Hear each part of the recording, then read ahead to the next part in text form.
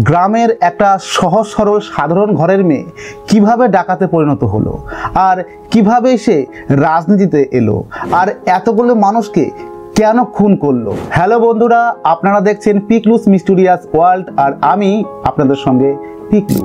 আজকে আমি আপনাদের এমন এক মহিলা ডাকাতের গল্প শোনাবো যিনি কিনা ব্যান্ডেড কুইন নামেও পরিচিত। 10ই আগস্ট 1963 সালে উত্তরপ্রদেশের জালন জেলায় ফুলন দেবীর জন্ম হয়। ফুলনের যখন জন্ম হলো তখন পরিবারের সবাই দুঃখ প্রকাশ করছিল, কারণ কন্যা সন্তান জন্ম হয়েছে।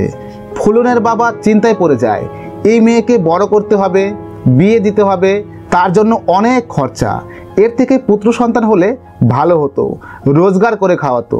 বাবা মার 6 সন্তানের মধ্যে ফুলন দেবী ছিল দ্বিতীয় নম্বরের। ফুলন অন্যান্য ভাই বোনের থেকে পুরোপুরি আলাদা ছিল। তার সামনে কোনো অন্যায় হলে সে প্রতিবাদ করত, এমনকি মারপিটও করত। ফুলনের বাবা খুব গরিব ছিল, সে কোনো রকম পরিশ্রম করে তার সংসারটাকে কোনোভাবে চালাতো। তাদের জমি জায়গা বলতে মাত্র ছিল 1 একর জমি। ফুলন দেবী সমস্ত অন্যায়ের প্রতিবাদ করত, কিন্তু তার বাবা তার সঙ্গে যে অন্যায়টা করেছে তার প্রতিবাদ সে করতে পারেনি। ফুলনের বাবা মাত্র 11 বছর বয়সে ফুলন দেবীকে একটা বয়স্ক লোকের সঙ্গে বিয়ে দিয়ে দেয়। প্রথমে ফুলন দেবী একটু প্রতিবাদ করেছিল ঠিকই, কিন্তু পরবর্তীতে সে ভেবে নেয় যে বিধাতা এটাই হয়তো লিখেছে, তাই সে ওই বুড়ো স্বামীকেই অ্যাকসেপ্ট করে নেয়। ফুলনের বাবা ভেবেছিল এই বাড়িতে হয়তো মেয়েটা খেয়ে পরে বেঁচে থাকতে পারবে, কিন্তু পরবর্তীতে দেখা যায় ফুলনের জীবন ধীরে ধীরে নরকে পরিণত হচ্ছে। ফুলনের শ্বশুর বাড়ির লোকজন একদমই ভালো ছিল না, এমনকি ফুলনের যে স্বামী ছিল সেই স্বামীও ফুলনের সাথে ভালো ব্যবহার করতো না। সমস্ত কিছুরই একটা সীমারেখা থাকে। ফুলনের উপরে অত্যাচারের মাত্রা দিন দিন বাড়তে থাকে, তার ধৈর্যের বাঁধ ভেঙে যায়, তাই সে বাধ্য হয়ে শ্বশুর বাড়ি থেকে বাপের বাড়ি চলে আসে। ফুলন ভেবেছিল তার বাপের বাড়ির লোক হয়তো তাকে সাহায্য করবে, কিন্তু তার বিপরীতটা হলো। ফুলনের জেঠতুতো ভাই ফুলনের নামে মিথ্যা কেস দিয়ে তাকে জেলে ভরে দেয়। আসলে ফুলনের জেঠতুতো ভাইয়ের সঙ্গে শত্রুতা প্রথম দিক থেকেই ছিল। প্রথমেই বলেছিলাম ফুলনদের সম্পত্তির পরিমাণ খুবই কম ছিল। ফুলনের বাবার মৃত্যুর পরে ফুলনের জেঠু সেই বাড়ির মালিক হয়। ফুলনের জেঠু এবং তার জেঠতুতো ভাই দুইজনে মিলে জালিয়াতি করে। জালিয়াতি করে ফুলনদের যেইটুকু জমি ছিল সেই জমিটুকু আত্মসাৎ করে ফেলে। ফুলন যখন এই ব্যাপারটা জানতে পারে তখন হঠাৎ করেই তার মাথা গরম হয়ে যায়, এবং কি সে পরিবারের মধ্যে মারপিটও করে। মারপিট করেই ফুলন থেমে যায়নি, সে জমিটাকে দখল করার জন্য সেই জমির উপরেই ধর্নায় বসে পড়ে। এই জন্য ফুলনের জেঠতুতো ভাই পুলিশকে ঘুষ খাইয়ে ফুলনকে জেলে ভরে দেয়। জেলের মধ্যে গিয়েও তাকে বিভিন্ন সমস্যার সম্মুখীন হতে হয়। তাকে জেলের মধ্যে শারীরিক শোষণ অর্থাৎ ফিজিক্যাল অ্যাবিউজ করা হয়। যেমন তেমন করে ফুলন দেবী জেল থেকে ছাড়া পাওয়ার পর বাড়ি চলে যায়। সেখানে তার পরিবারের লোক জোর করে ফুলন দেবীকে তার শ্বশুর বাড়িতে পাঠিয়ে দেয়। শ্বশুর বাড়িতে যাওয়ার পরেও শ্বশুর বাড়ির লোকেরা তার সঙ্গে খুব একটা ভালো ব্যবহার করেনি। সে সহ্য করতে না পেরে সে পুনরায় আবার বাপের বাড়ি ফিরে আসে। এরপর ফুলন বিরক্ত হয়ে নিজের বাড়িও যায় না, শ্বশুর বাড়িও যায় না। কথিত আছে এই 20 বছরের ফুলন দেবীকে কেউ নাকি কিডন্যাপ করে। কিডন্যাপ করার পর তার সঙ্গে শারীরিক সম্পর্ক করে। এই ঘটনার পর ফুলন দেবীর জীবন সম্পূর্ণ পাল্টে যায়। এইবার সে পরিবারেরও সাহায্য নেয় না, পুলিশেরও সাহায্য নেয় না, নিজের হাতে অস্ত্র তুলে নেয়। অর্থাৎ ফুলন দেবী এমন এক রাস্তায় পা দেয় যে রাস্তায় যাওয়া সহজ, কিন্তু ফিরে আসা সহজ নয়।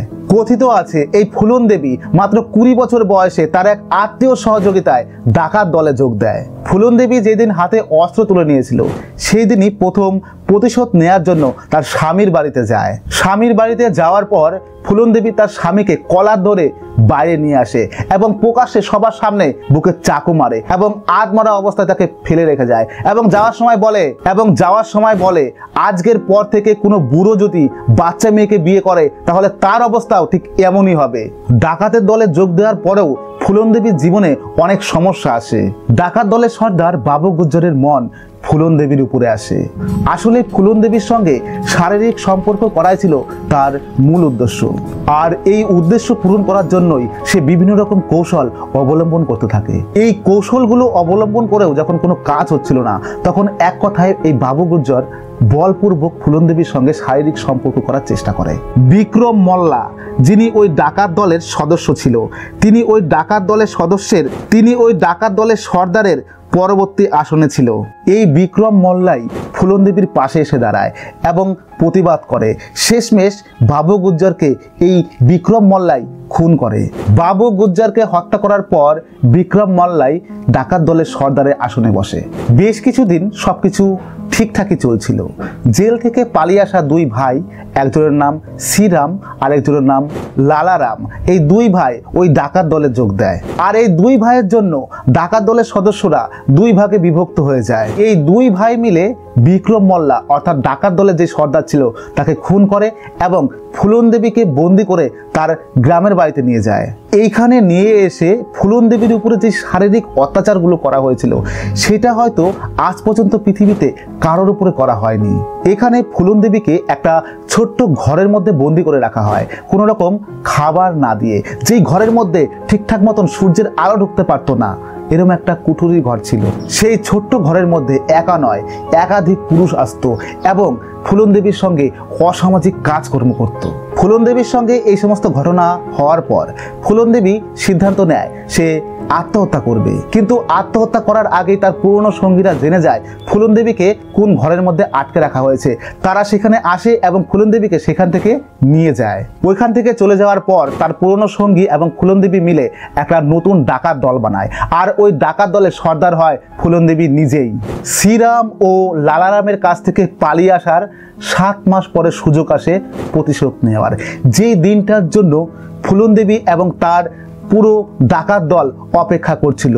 14ই ফেব্রুয়ারি 1981 সালে ফুলন দেবী এবং তার দল সেই গ্রামে পৌঁছায় যেখানে ফুলন দেবীকে আটকে রাখা হয়েছিল। ওই দিন ওই গ্রামে বিয়ের অনুষ্ঠান চলছিল। ফুলন ও তার দল বন্দুকের ভয় দেখিয়ে পুরো গ্রামকে আটক করে এবং ঠাকুর জাতির 21 জন পুরুষকে এক লাইনে খাড়া করে এবং দেখে যারা তার সঙ্গে অত্যাচার করেছিল 21 জনের মধ্যে একজনও নেই। ফুলন দেবীর মাথা গরম হয়ে যায়। লাইনে দাঁড়ানো ওই 21 জন পুরুষকেই ফুলন দেবী গুলি করে নিজের হাতে হত্যা করে। এরপর থেকেই তাকে ব্যান্ডেড কুইন বলা হয়। এরপর থেকে তিনি গভীর জঙ্গলে থাকা শুরু করে, বড়লোকদের বাড়ি ডাকাতি করা শুরু করে, কিডন্যাপ করা শুরু করে। এভাবে কিছু বছর চলার পর সিদ্ধান্ত নেয় সে পুলিশকে ধরা দেবে। কিন্তু তার কিছু শর্ত ছিল। ফুলন দেবী জানতো উত্তরপ্রদেশের পুলিশ ফুলনকে পেলে এনকাউন্টার করে দেবে, তাই প্রথম শর্ত অনুযায়ী সে মধ্যপ্রদেশের পুলিশের কাছে ধরা দেওয়ার কথা বলে। ফুলন দেবীর দ্বিতীয় শর্ত হলো তার ডাকাত দলের কোনো সদস্যকে ধরা পড়ার পর মৃত্যুদণ্ড দেওয়া যাবে না। তৃতীয় শর্ত, তার বাবার কাছ থেকে যে জমি তার জেঠুরা জালিয়াতি করে নিয়েছে সেই জমি ফেরত দিতে হবে। এবং চতুর্থ শর্ত হলো তার ভাইকে পুলিশের চাকরি দিতে হবে। ফুলনের দ্বিতীয় শর্ত বাদে আর সমস্ত শর্তকেই পুলিশ মেনে নেয়। 13ই ফেব্রুয়ারি 1983 সালে মধ্যপ্রদেশের ভিন্ডে আত্মসমর্পণ করে ফুলন দেবী। ফুলন দেবীর উপরে 22 জনকে খুন, 30টা লুটপাট, 18টা অপহরণ কেস লাগানো হয়। এই সমস্ত অপরাধের জন্য তাকে 11 বছরের জেল দেওয়া হয়। 1993 সালে মুলায়ম সিংয়ের সরকার তার উপর থেকে সমস্ত কেস সরিয়ে নেয়। 1994 সালে তাকে জেল থেকে মুক্তি দেওয়া হয়। সমাজবাদী পার্টির থেকে টিকিট পায় ফুলন দেবী এবং 1996 সালে তিনি ভোটে দাঁড়ায়। 1996 সালে ফুলন দেবী রাজনীতিতে পা রাখেন। সমাজবাদী পার্টি থেকে টিকিট পেয়ে মির্জাপুরের সিটে জয়লাভ করে। এইভাবে দুইবার জিতে ফুলন দেবী প্রমাণ করে দেয় কোনো না কোনো রকম ভাবে জনগণের মনের মধ্যে ফুলন দেবীর কিছু না হলেও একটা জায়গা ছিল। কিন্তু ফুলন দেবীর অতীত তার পিছন ছাড়ছিল না। 25শে জুলাই 2001 ফুলন দেবীর বাড়ির সামনে শের সিং রানা নামের এক ব্যক্তি ফুলনকে গুলি করে হত্যা করে। তো বন্ধুরা, এই ছিল ফুলন দেবীর কাহিনী। তো ভিডিওটি আপনাদের কেমন লাগলো আর কোন অংশটা আপনাদের কাছে সব থেকে ভালো মনে হলো অবশ্যই কমেন্ট করে জানান। তো বন্ধুরা, আজকের মতন ভিডিওটি এখানে শেষ করব। দেখা হচ্ছে অন্য একদিন অন্য একটা ভিডিওতে। ভালো থাকবেন, সুস্থ থাকবেন।